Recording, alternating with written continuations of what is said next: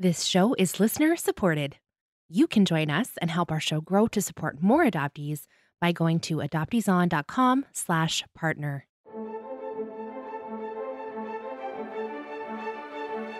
You're listening to Adoptees On, the podcast where adoptees discuss the adoption experience. This is episode 110, Dr. Raven Sinclair. I'm your host, Haley Radke. Today, we are starting a new series on the Canadian 60s scoop.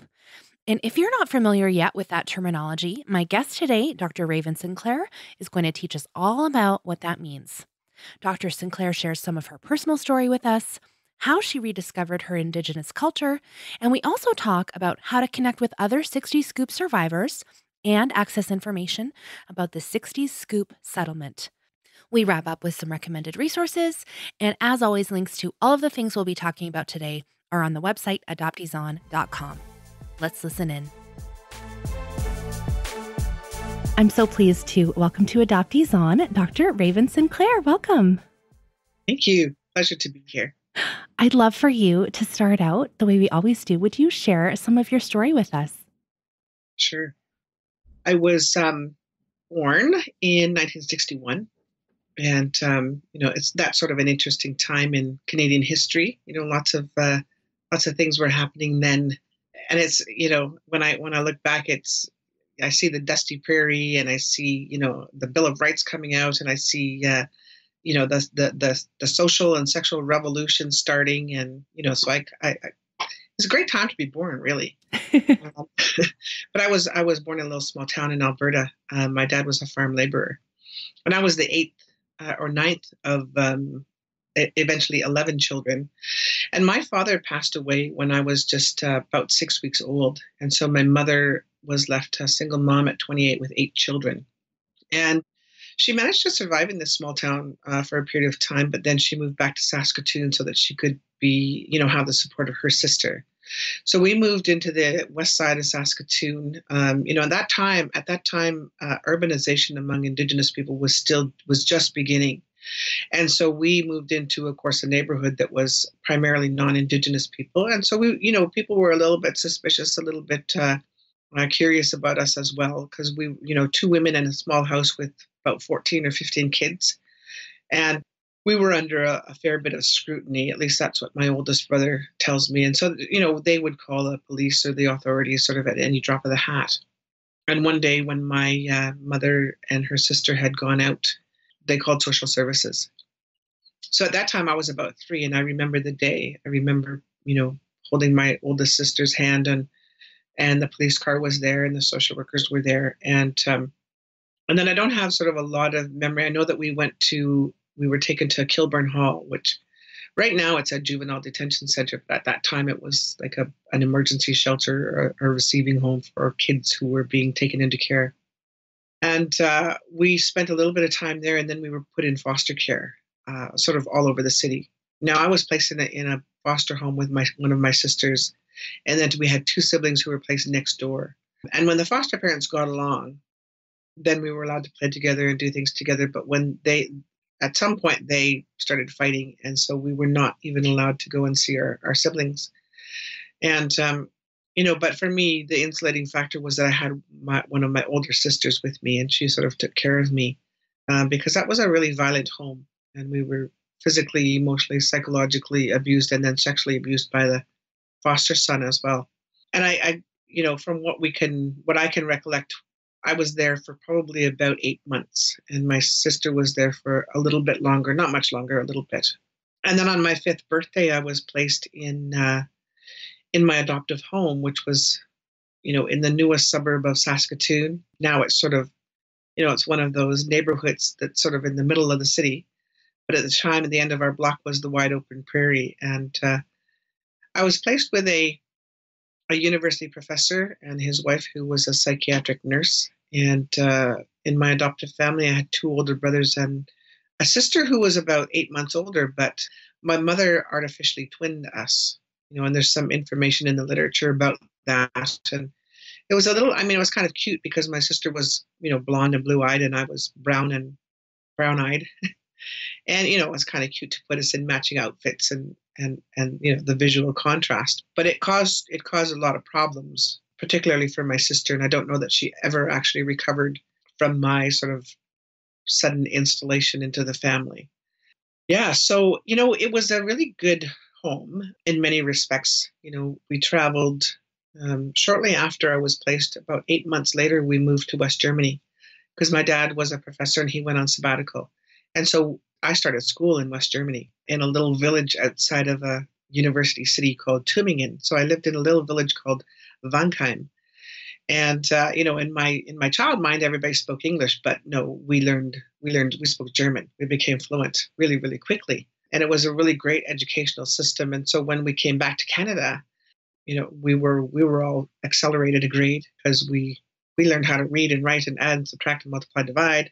Came back to Canada and they handed me this big fat pencil and wanted us to practice our ABCs, and we'd been already writing with fountain pens. So I was like, okay.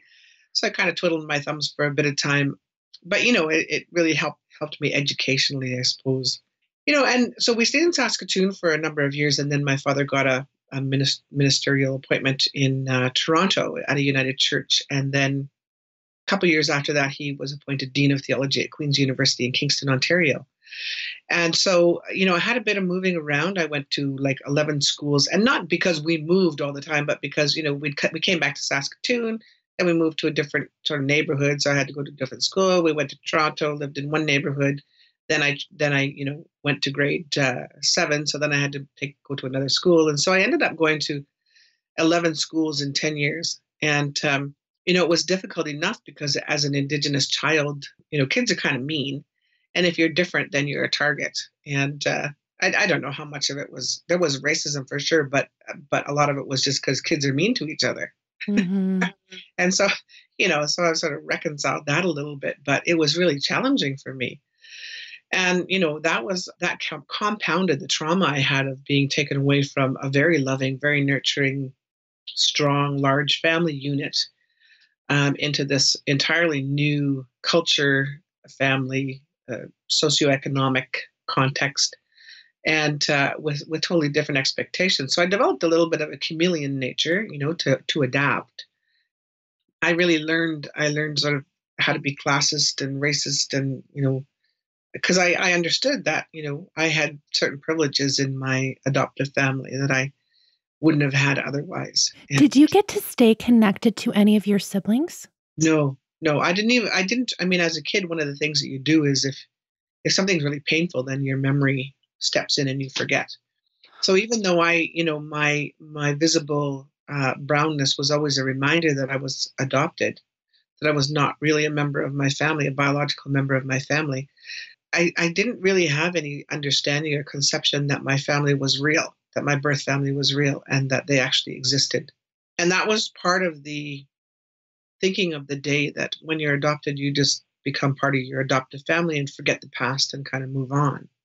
That's really problematic for Indigenous adoptees because you know that you're different, and you'll always know that you're different. And, at some point you start to wonder, well, where did I come from, and who are my people, and who looks like me? And yeah, so I just did my best to repress any thoughts or memories or longing for my family, and carried on as if they just didn't exist. And by the time I was a young adult, I really didn't know whether or not they did exist. But the traumas eventually they manifest. And so by the time I was a teenager, I couldn't handle school anymore because I was so lonely and so isolated. So I dropped out of high school in the end of 10th grade. That wasn't a really great idea because then I was sort of left floundering. I started working as soon as I could.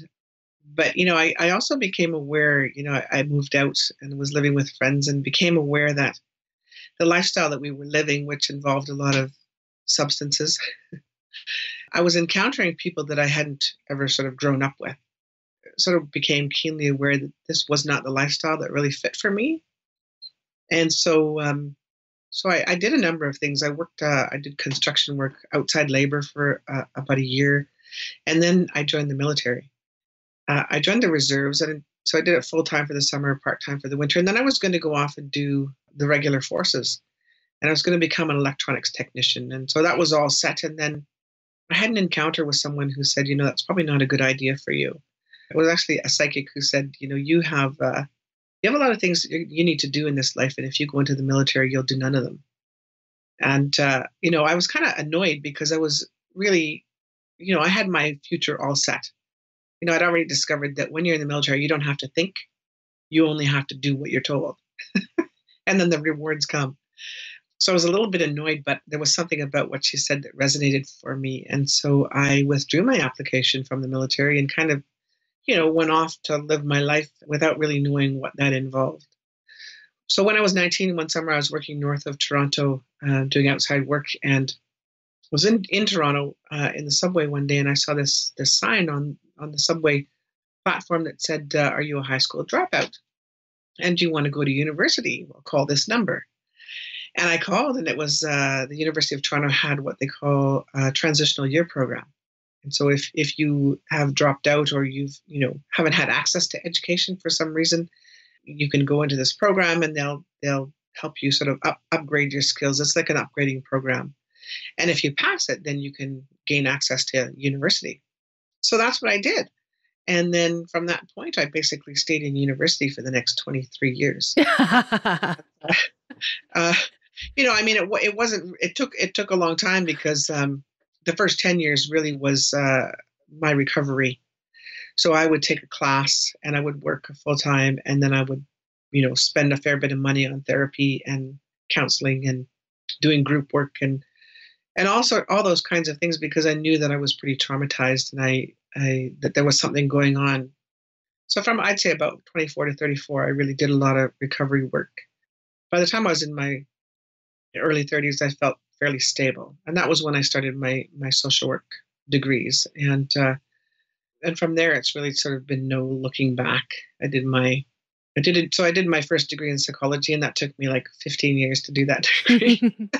And then the social work took, it took another 10, 12 years to do my bachelor's, my master's, and then my PhD. Mm-hmm.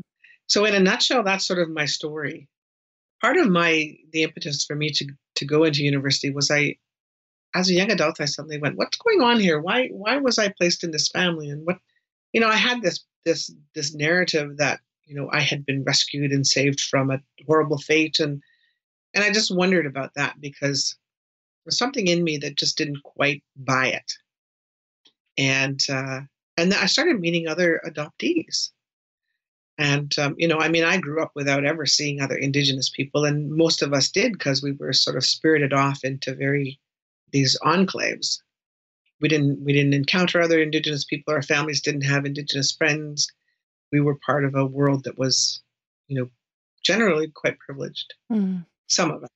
Can you do a little teaching for us now? So we talk all the time about the baby scoop era, and, we've read The Girls Who Went Away. Most of my listeners have, but we're in Canada, and you are talking about the 60s scoop, which is what this time period has been named. And can you just give us a little snippet of what that means? And because you said you were kind of all whisked away, and I know that there was lots of Indigenous people even placed in the U.S. Anyway, I'll let you take that. So most people know about the residential school system in Canada and the States. And, in the 40s and 50s, the residential school system, there were 150,000 Indigenous children that went through that system, and it was supported by the legal system. So people were compelled to send their children to those schools. And the purpose of those schools was to assimilate Indigenous children, was to alter our culture and to assimilate children into the Canadian body politic. Because, the early sort of devisers of the program thought that the best way to deal with the Indian problem was to assimilate us. And, as Indigenous, our political leaders, at that time even were pretty astute, and they recognized that really what it was about is the government sort of offloading their nation-to-nation agreements with us, that exist in the form of treaties.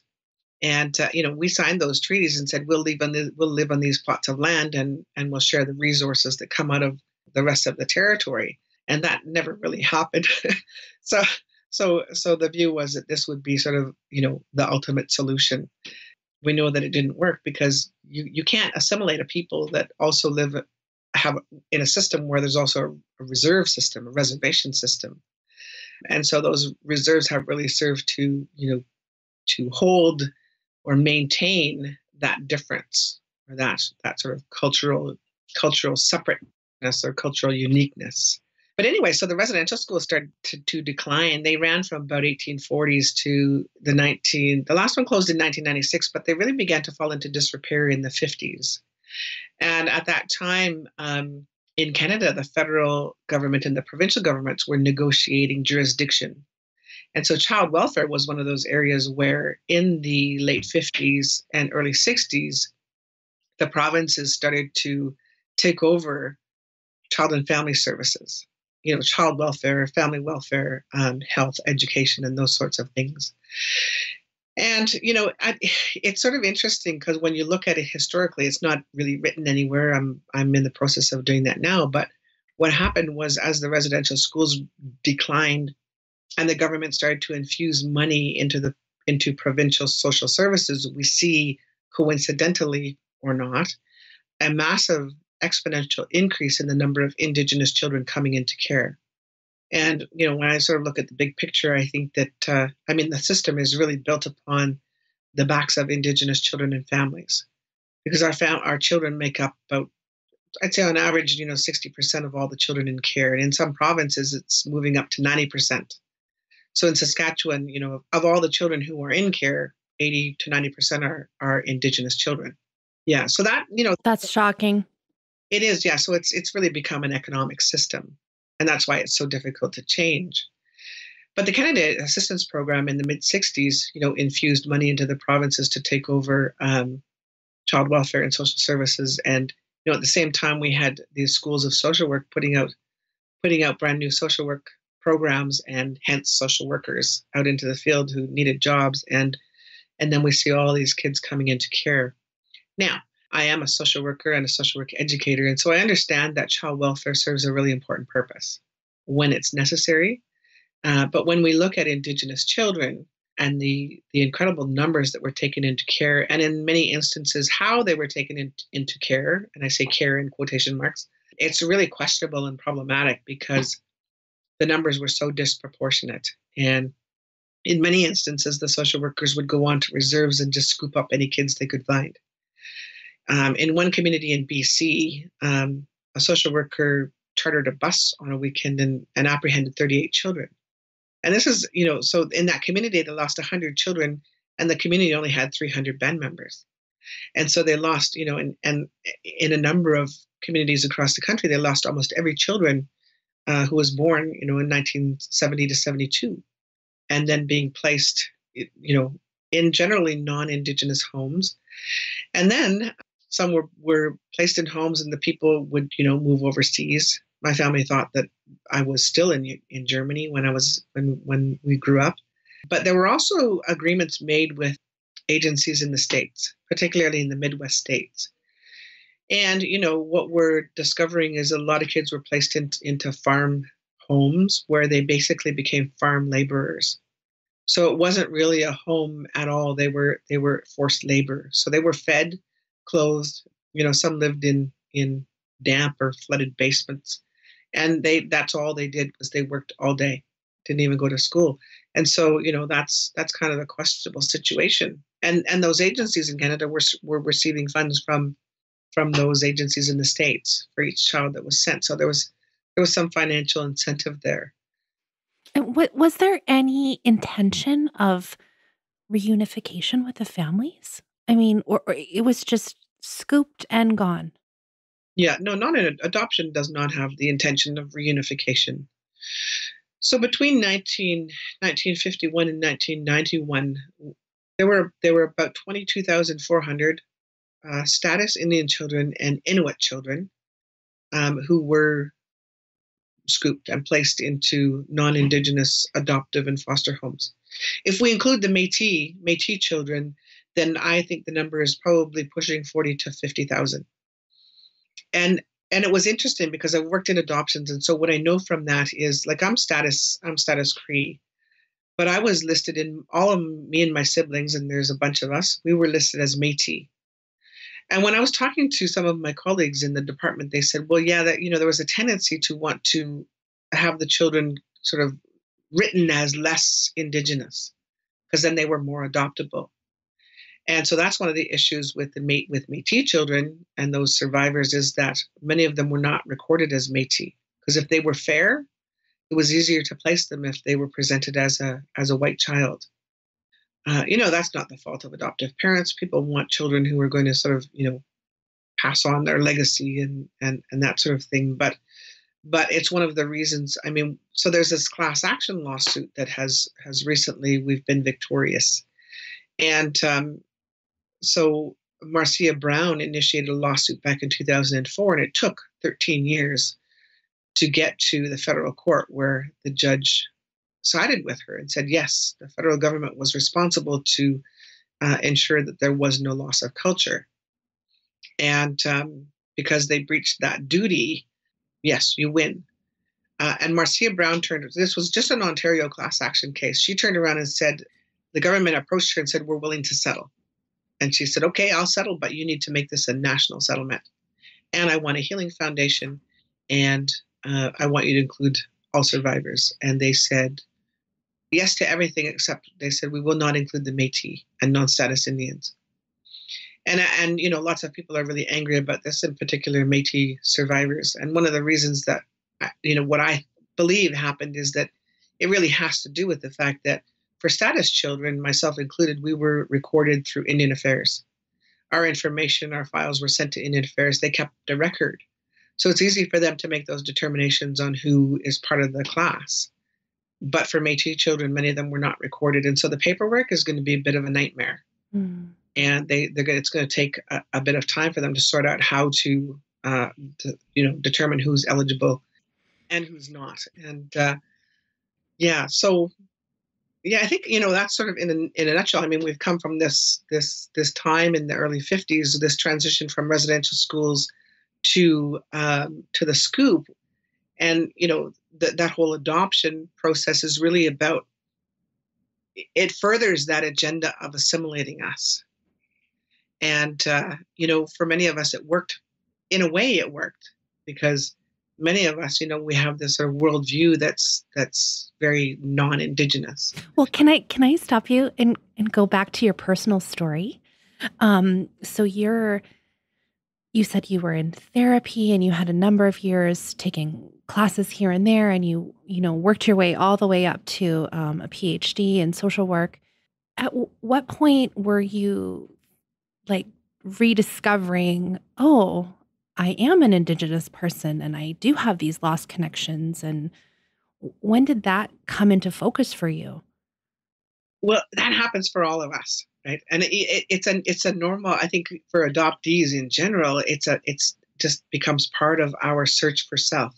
Part of our maturing as human beings is we want to know who we're connected to. We want to know where we come from. Ideally, we want to be able to see people who look like us, who have our little idiosyncrasies. And so it's sort of the natural part of being an adoptee. I mean, it's, there are the exceptions out there, people who, Indigenous and non-adoptees, who just is like, this is my family now and I'm happy. And, more power to them. They had a great experience. Excellent. That's what the system's about, right? But for me, what happened was, so I was functioning fairly well. I was going to university. I was working for immigration in the summers. And I had a friend there, and I went in one day and we were having coffee together. And I said, I had this really interesting dream.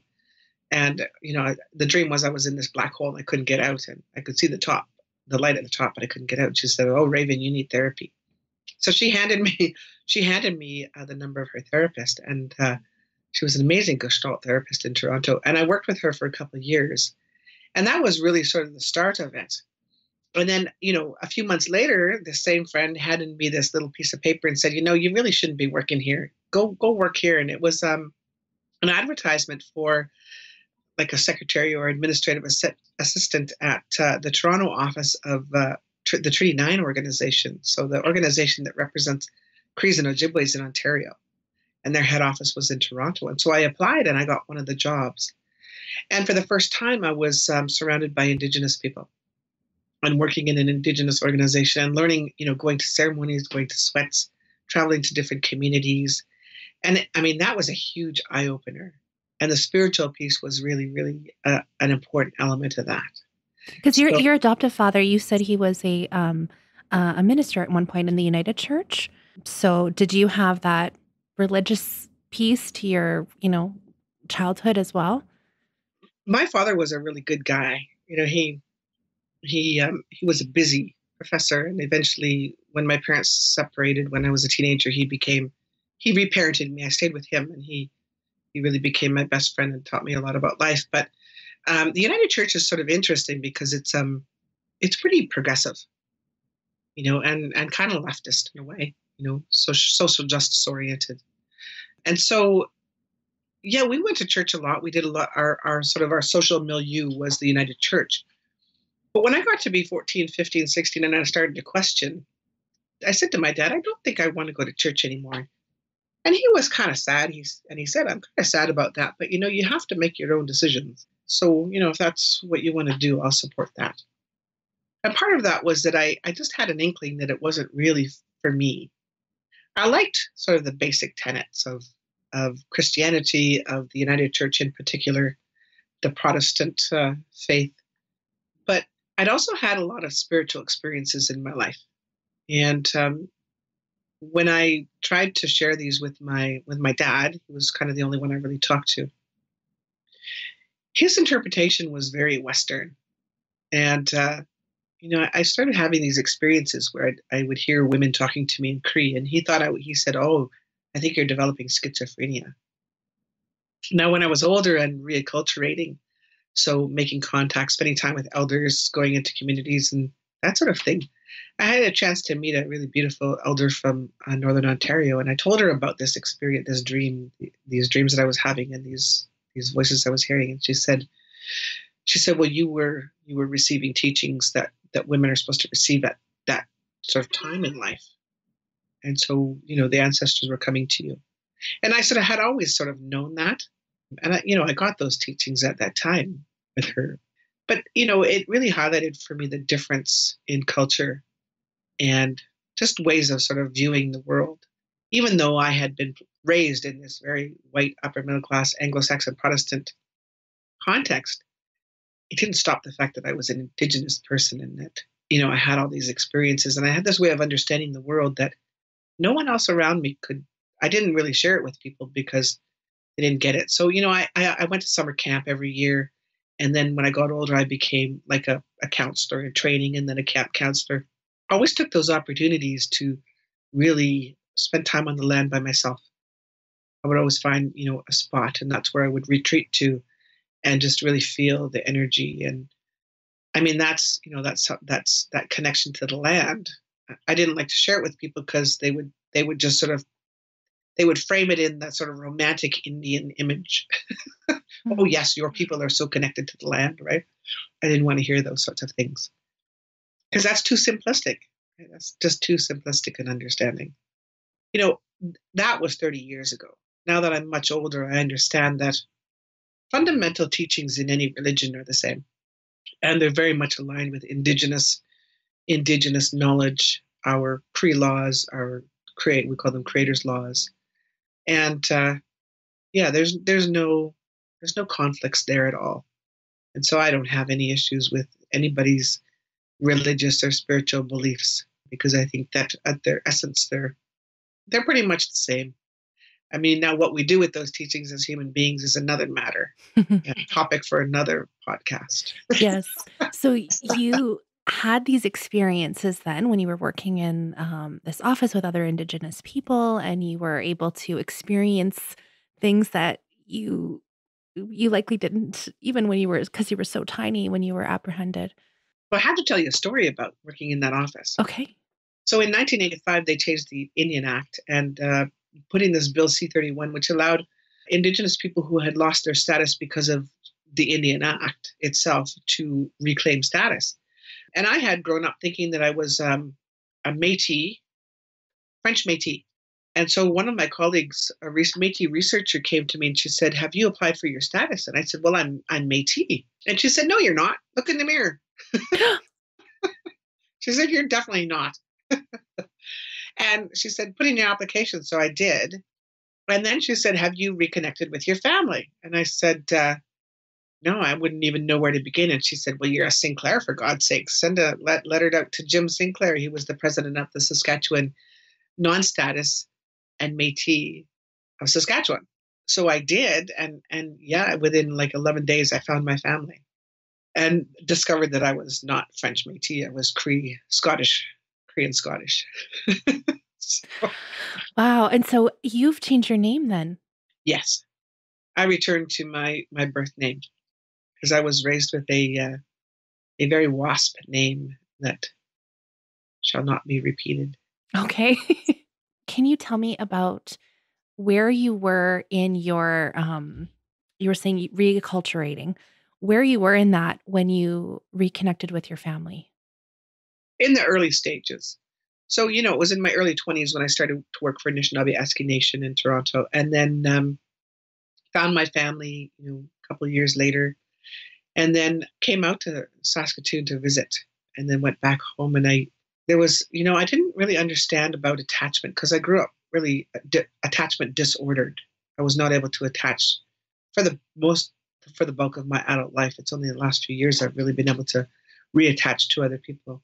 But even then, our deep sort of yearnings still are in operation. And so I really wanted to be with my family. And I knew that it wouldn't be all roses and sunshine, but I had to move back out. So I moved back out to Saskatoon when I was 27 in 1988, and have basically stayed here. I had a brief stint in Alberta in 1990-91, but basically have been here ever since. And it's been a 30-year journey of reattaching to my siblings. Both my parents are now deceased, but I had a chance to spend, a decade getting to know my mom a little bit. And she was really damaged by the residential schools, sort of almost permanently harmed. But my siblings, we had our ups and downs, lots of downs, dealing with intergenerational issues. But we're at this point now where it's like, I have siblings and they love me unconditionally, and I love them unconditionally. And it's an amazing thing for an adoptee to have that again. Mm-hmm. And I'm fortunate because I also have my adoptive family, and I'm not that close with them, but I love them, and they play a really important role in my life. Yeah, they're important to me. Well, thank you for sharing some of your personal journey. I know you're an academic and you've, written a ton of papers and do a lot of research, and I want to get to that as well. But it was nice to really have that insight into you.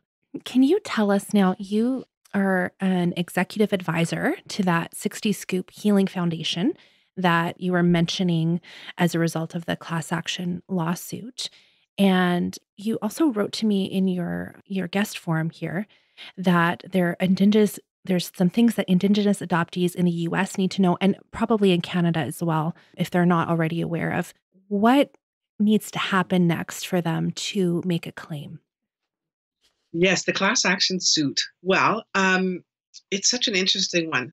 What it's done is there's 850 million, and 750 million is in direct compensation.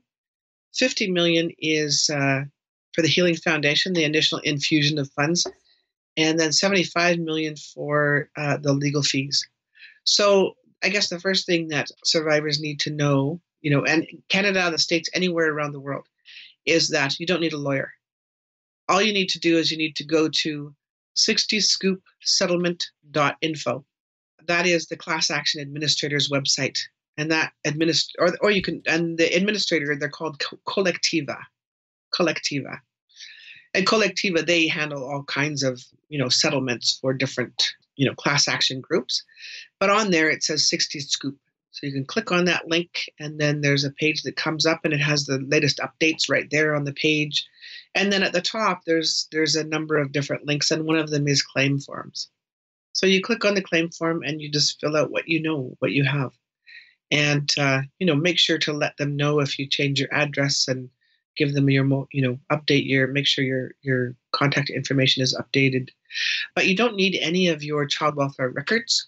So the criteria for members is you have to have been removed and made a Crown Ward or a Crown ward or a permanent ward between 1951 and 1991 and placed in a non-Indigenous home.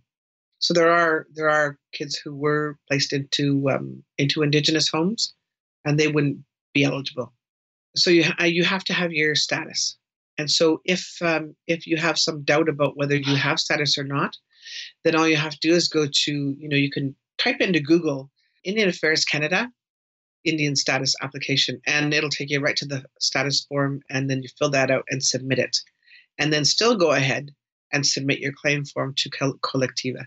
Because, there's people there that are going to be working to make the determinations on eligibility.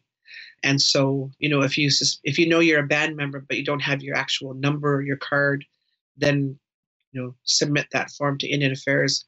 And in the meantime, submit your claim form. And then once it's updated, you just, send Colectiva a quick email and let them know, oh, here's my status number. They have all the records.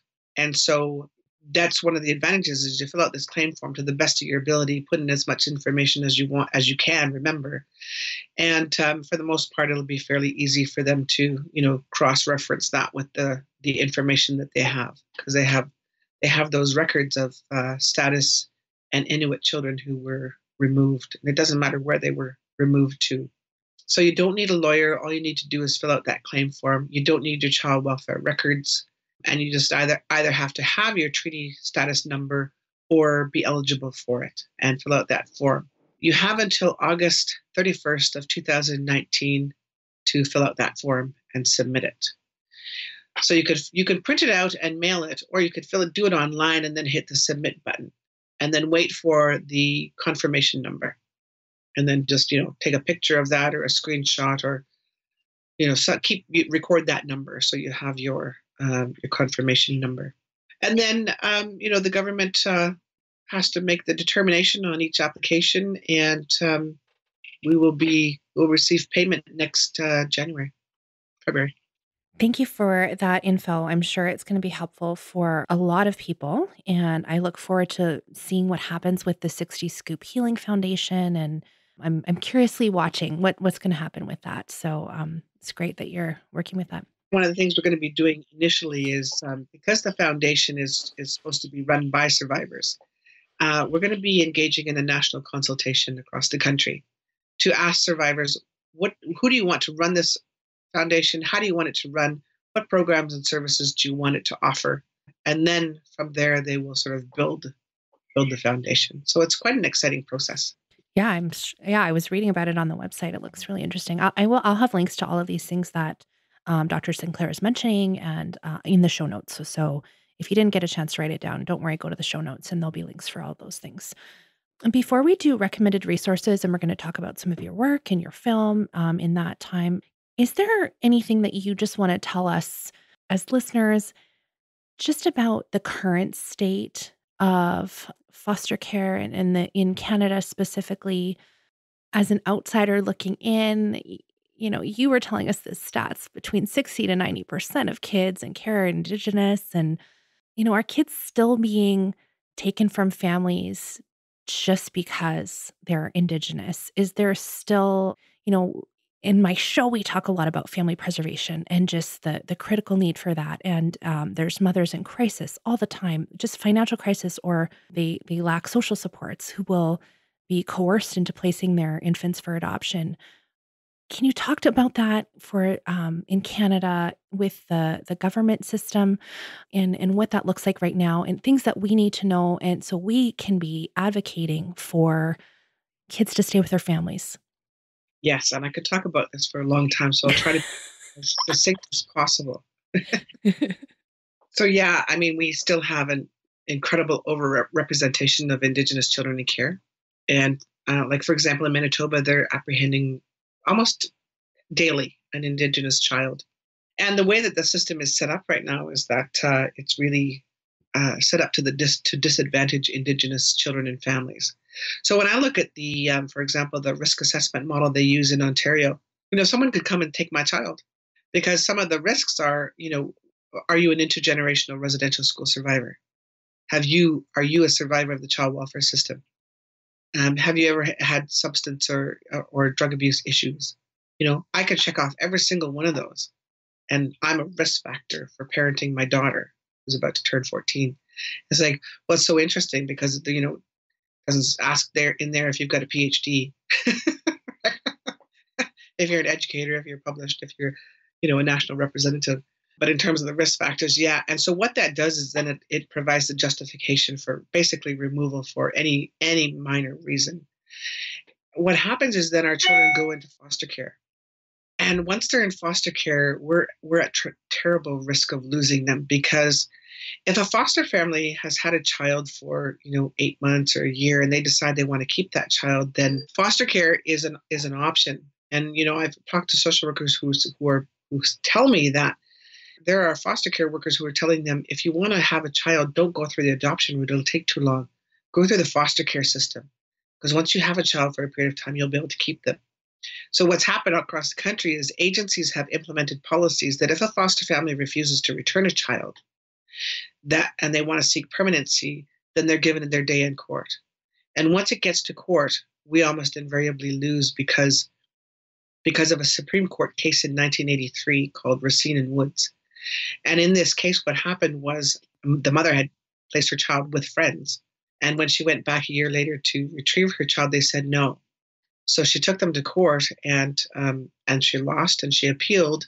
And at the appeal court, she won. And the judge said, yes, this child should be with the mother. And so the foster family took it to the Supreme Court. 7 years later, now the child's been in care with this foster family. She's like 9, 10. And the judge said, there's now she's too attached to this family. And so we can't disrupt that bonding and attachment. That would just be harmful. And not only that, but the whole cultural piece around being an Indigenous child, well, that's not important. It gets less important the longer a child is with a family. Now, as a researcher and a survivor, I know that both of those things are absolutely not true. Even for Indigenous adoptees who were adopted at birth, many of them never attached to their adoptive families because of the difference, right? That's that almost sort of institutionalized difference that's created through the adoption mechanism itself, but also through the visual, and identity issues. And also, of all the adoptees I know, like 98% have reacculturated. They have gone back to family, community, culture. And that happens anywhere from, late teens to, 30s. Usually it's in late 20s, 30s, and even, some 40s and 50s. But almost everybody goes back. And so this Supreme Court case that municipal or the provincial courts are relying on to keep our children with foster families is fundamentally flawed.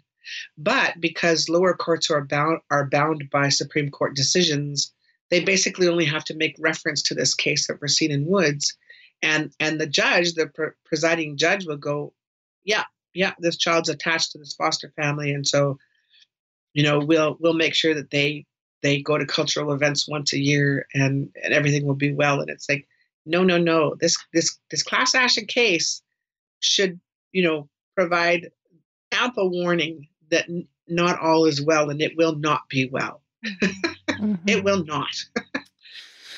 Oh my goodness. It is shocking. Yeah, the same thing's happening. And, as an academic, one of the things I'm doing is working with lawyers and being called upon to be an expert witness and to provide written submissions where I challenge some of these arguments, particularly this one of Racine and Woods. And, it's having an impact. It's slow, but the more cases we win, the more the precedent is set that will challenge that particular case. And then people won't just assume that, if you put a child in a family that they're going to attach to them and everything's going to be hunky-dory down the road. It doesn't work that way. Thank you for your insights on that. That is fascinating and so sad that, that one case it impacts so many families. And yeah. Okay. Again, I can go on about that. I wanted to recommend resources with you. Now, as I said before, Dr. Sinclair is a writer and academic researcher, and she also has a film called Trouble in the Garden. And from what I understand, you're screening it this year, 2019. And I watched the trailer again, and it's It's so, oh my goodness, you have to go watch the trailer. I'll link to it in the show notes. So there is an Indigenous girl who is adopted into a white family. And at one point in the trailer, the brother says, "Before my parents rescued her." And isn't that the traditional like white saviorism narrative? But what can you tell us a little bit about the film, Dr. Sinclair? Sure.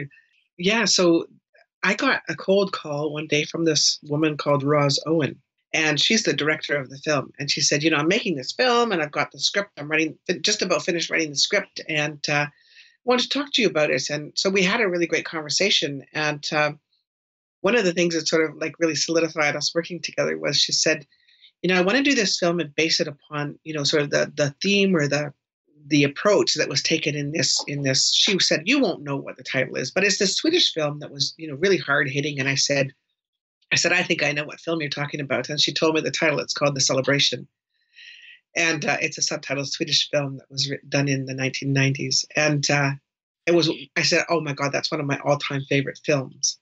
And anyway, so I said, why don't you send me the script and I'll take a look at it. And so it was like reading a good novel. I couldn't put it down. But I could also see where, as a non-Indigenous person, there were some problems with it. There were some problems with the script, some problems with the scenes. And so I, called Roz and said, would you be willing to have, for me to edit this script and provide some suggestions? And she was like, absolutely. And so we went over word for word over months.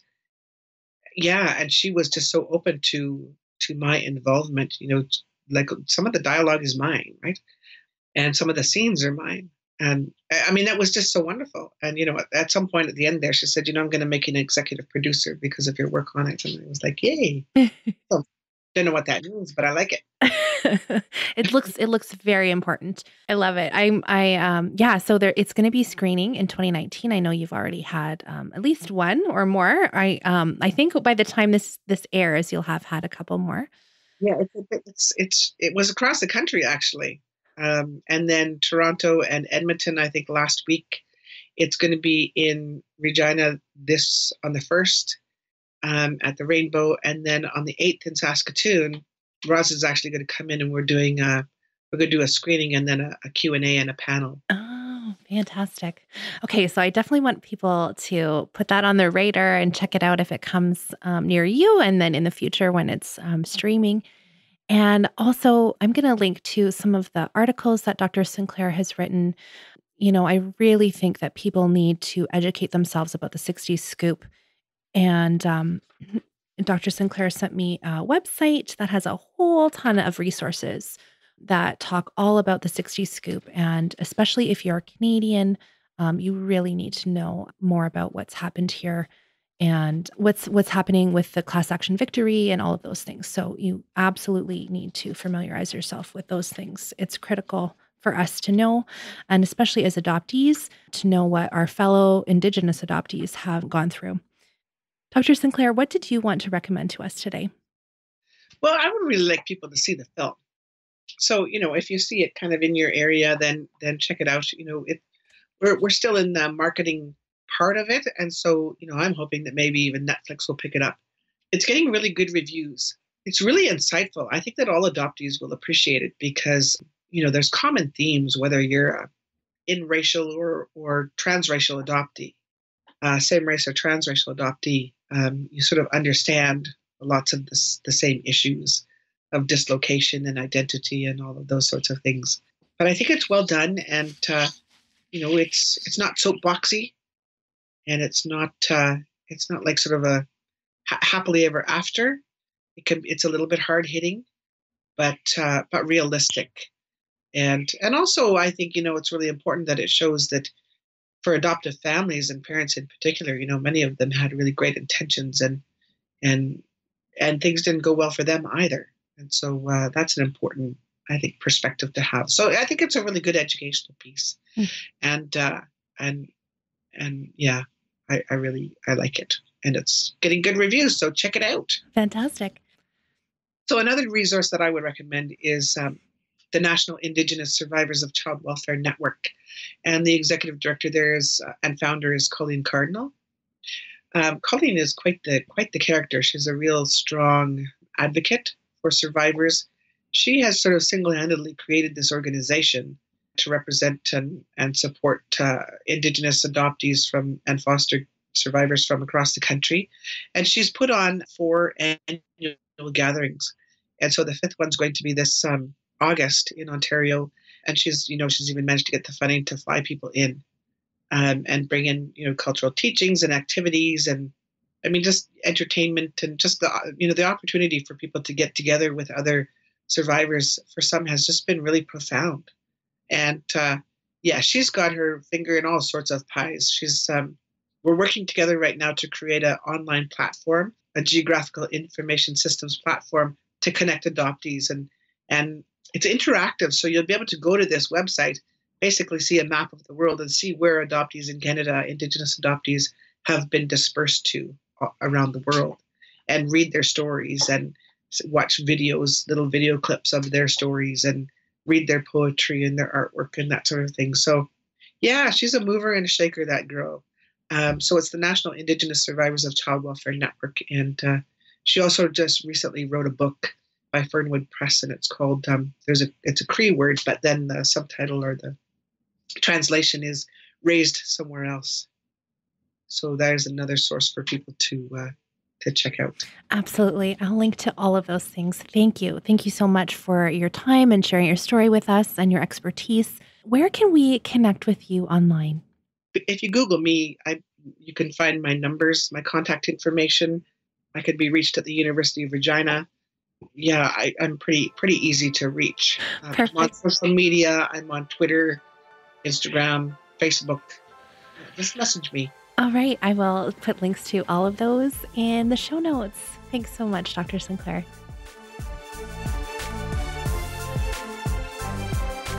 In the upcoming weeks, we will be hearing from other 60s Scoop survivors, and we'll be also doing some healing series episodes. So that's some of what you can look forward to in the next couple of months. I also want to let you know that I have a almost monthly newsletter, and I'm getting ready to send that out. If you would like to stay connected with me and read some of my, essays, sorta. If I had a blog, these are some of the things I would post on it. But this is a little bit more private, just between me and my newsletter subscribers. So if you want to sign up for that, go to adopteeson.com/newsletter. I'd love to keep in touch with you that way. I also just want to say a big thank you again to my monthly Patreon supporters. Thank you so much for partnering with me. I wouldn't be able to do the podcast without you.